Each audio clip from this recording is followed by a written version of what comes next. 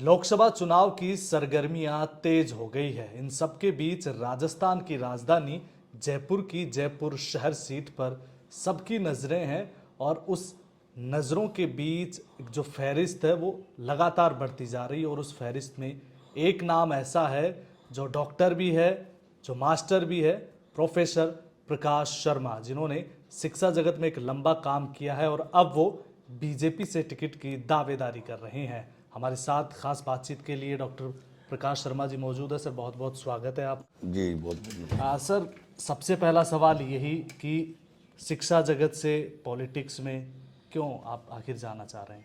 देखिए, मेरा ये मानना है कि जो विशेष तौर से विश्वविद्यालय शिक्षक है, विश्वविद्यालय शिक्षक का जो दायित्व है, सामाजिक उत्तरदायित्व भी होता है कि वो शिक्षा के क्लास की शिक्षा के साथ साथ समाज के प्रति भी अपनी जिम्मेदारी का निर्वहन करे, जो समाज में उत्पन्न विकारों के लिए उनको अवेयर करे, समाज में जो भी कमियां हैं, जो भी जिस तरह की कोई चीज़ें सामने आ रही है संघर्ष की, तो वो उनसे अवगत कराए उनको, और समय समय पर अपनी आवाज़ को ऊपर पहुंचाता रहे। तो समाज के प्रति अकाउंटेबल होना एक शिक्षक का दायित्व है।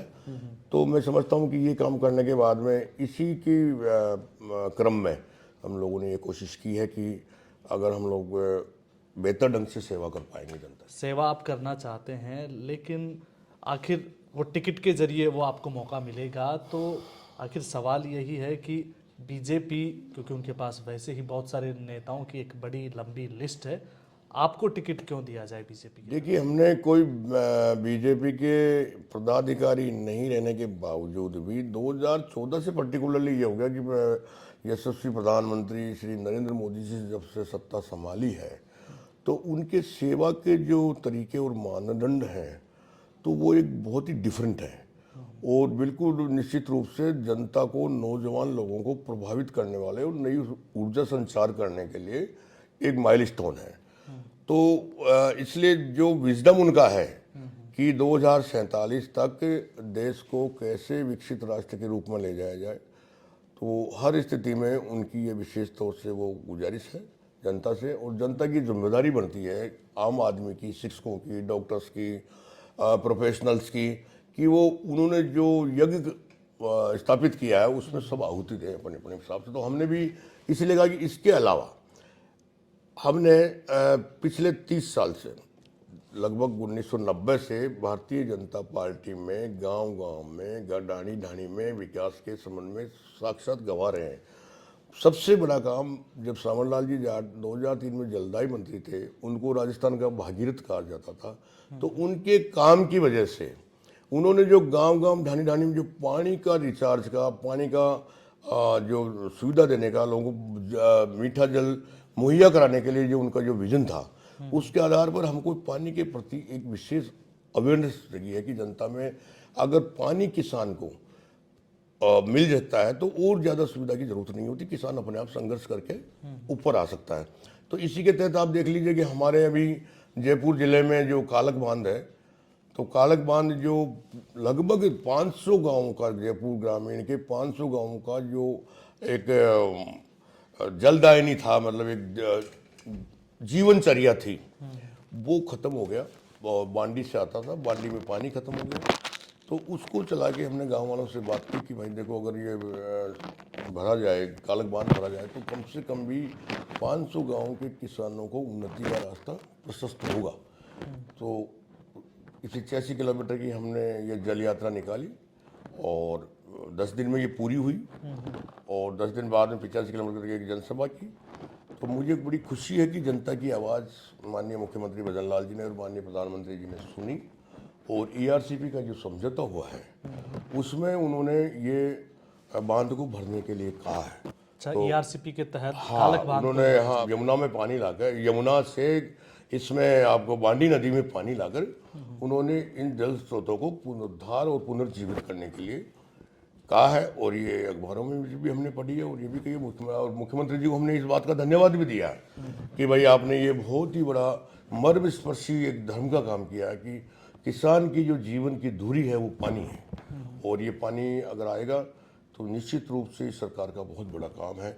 और ये सब समझ प्रेरणाएं, जैसे गई साल में आप देखिए कि पिछले 5 वर्षों में जो संगठित लूट थी, गहलोत सरकार ने जो आनंद फानंद में जो घोषणाएं की थी, जैसे मैंने 15 फरवरी को भी प्रोग्राम किया था पशुपालकों के लिए कि उनको 5 रुपए का जो बोनस प्रति लीटर दूध का घोषित किया था, वो उन्होंने दिया नहीं था। सिर्फ घोषणा कर दी थी, बजट थी नहीं। लगभग 200 करोड़ का वो है। दूसरा मुद्दा किसानों के लिए है कि उनको दूध का उचित दाम नहीं मिलता है। तो उचित दाम नहीं मिलने का कारण है कि जो नकली दूध है, यूरिया युक्त दूध है, उसकी सप्लाई ज़्यादा होने की वजह से जो ओरिजिनल दूध है उसकी कीमत नहीं मिल पाती है। तीसरा मुद्दा ये था कि जो बांट जो है एनिमल फीडर तो वो इतना नकली आने लग गया, वो सही नहीं आ रहा है। तो उससे पशु बीमार होने लगे, सुस्त होने लगे, दूध की मात्रा कम हो गई है। तो जैसे पशु के अगर आंख में आंसू आते तो निश्चित रूप से किसान के आंख में भी आंसू आएगा, किसान भी खुश नहीं रहेगा। पशुधन अगर किसान का सही रहेगा तो ये हमारी ये प्रेरणा से हमने जो काम किए हैं। राजस्थान यूनिवर्सिटी में आप प्रोफेसर हैं, यहाँ से निकलकर कई छात्र नेता आज एक्टिव पॉलिटिक्स में है, उनसे कोई संवाद होता है, कोई आइडियाज आप उनकी तरफ से, आपकी तरफ से उनको दिए जाते हैं? जी हाँ, पहले काफ़ी दिए जाते थे, लेकिन एक तरह से ये हो गया ना, कुछ तो ऐसे प्रोग्रेसिव लीडर हैं हमारी पार्टी में जो लगातार संवाद बनाए रखते हैं। अखिल शुक्ला जी हैं, कई लोग हैं जो अध्यक्ष बने हैं, उनसे बातचीत होती रहती है, मुद्दों पे बात होती रहती है।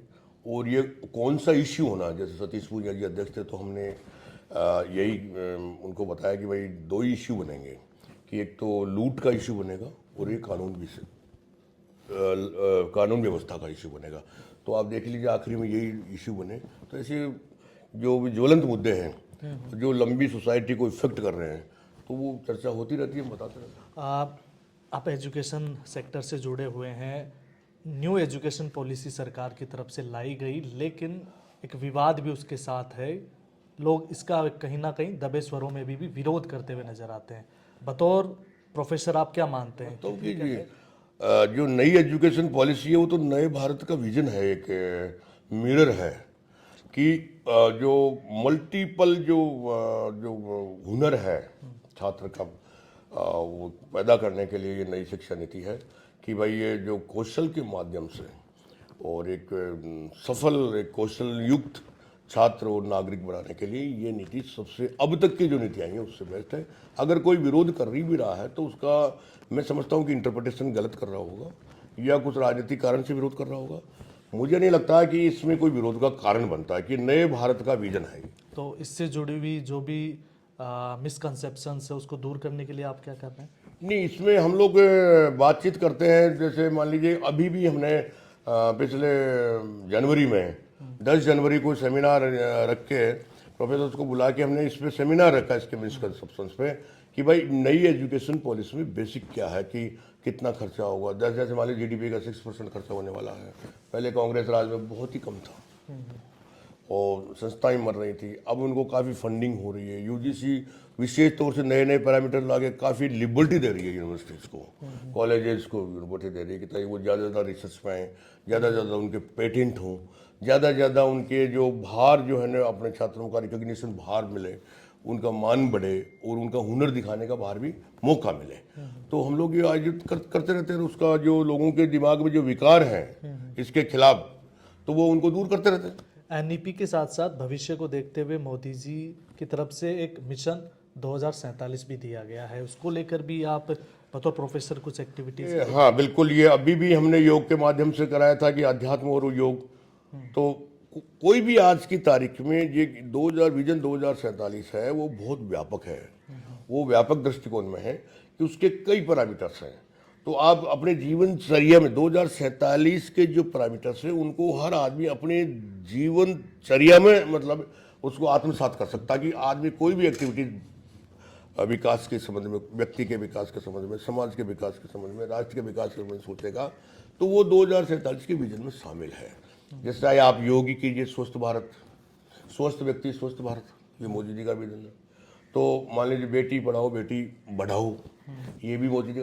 तो सर अच्छी खेती हो, किसानों की आय दुगनी हो, पानी मिले, सिंचाई के हर खेत को पानी मिले, हमारी विज्ञान जो टेक्नोलॉजी, हमारी जो सांस्कृतिक विरासत है और और अब मान लीजिए जो आधुनिकता है तो उसका एक संगम जो बन रहा है वो 2047 का संकल्प तैयार हो रहा है, हमारे ये मानना है। तो ये थे डॉक्टर और प्रोफेसर प्रकाश शर्मा, जो बीजेपी से टिकट की एक मजबूत दावेदारी कर रहे हैं। और इनकी दावेदारी इसलिए भी ज़्यादा मजबूत हो जाती है क्योंकि प्रोफेसरों की एक लंबी फहरिस्त, एक लंबी लिस्ट है जो राजनीति में जिन्होंने अच्छा कुछ किया है समाज के लिए, और उसी लीक पर चलते हुए डॉक्टर और प्रोफेसर प्रकाश शर्मा भी बीजेपी से टिकट की दावेदारी कर रहे हैं। जयपुर शहर को इन्होंने चुना है और इनका ये मानना है कि ये एक आइडिया के साथ, एक विज़न के साथ, एक मिशन के साथ कुछ इस क्षेत्र के लिए करना चाहते हैं और भारतीय जनता पार्टी के बैनर तले कुछ अच्छा करना चाहते हैं।